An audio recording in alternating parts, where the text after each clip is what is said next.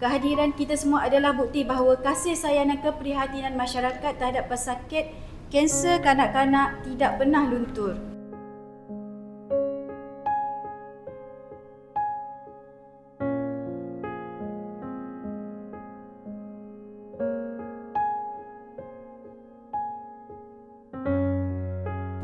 Assalamualaikum semua. Okey, hari ini kita ada satu program ziarah kasih di Hospital Pakar Kanak-Kanak UKM. Okey, hari ini kita meraihkan kanak-kanak kanser daripada ward pediatrik dan juga sekolah dalam hospital.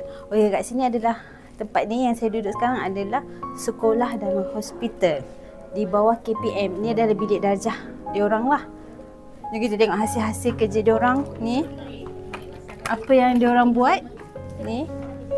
Ini adalah hasil kerja daripada anak-anak kanser. Ini tulisan diorang.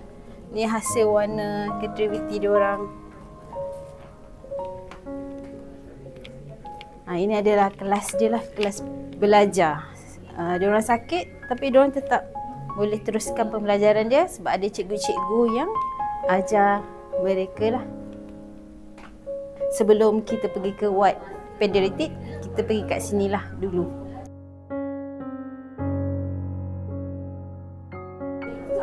Hai, bertemu lagi. Tadi kita di sekolah dan hospital, sekarang kita di ward kanak-kanak kanser. So di sini wardnya, tengok. Kita berada di ward. Kat sini kita akan bagi sedikit cenderamata daripada ni sponsor daripada Agana. Ini daripada Benevolent. Ada juga daripada Mami. Mami ni untuk petugas-petugas lah.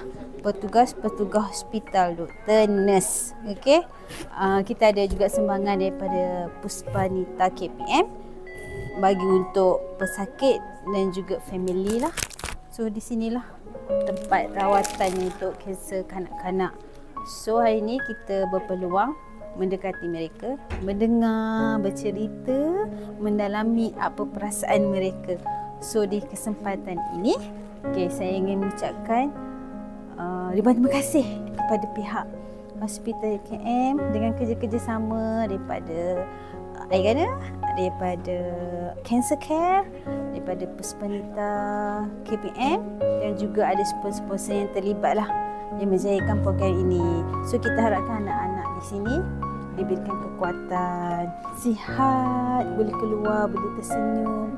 Untuk family pun kita doakan. So kita doakan untuk mereka semoga kuat.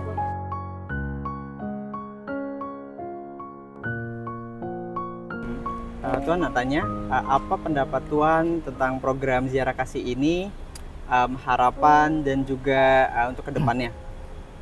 Terima kasih kepada pihak yang datang hari ini. Bagi saya satu program ziarah kasih ni satu program yang perlu kita perbanyakkan sebenarnya. Untuk jaga rawatan kanak-kanak ni ramai yang perlu tahu dari segi kesedaran pesakit hari ni datang untuk kanser.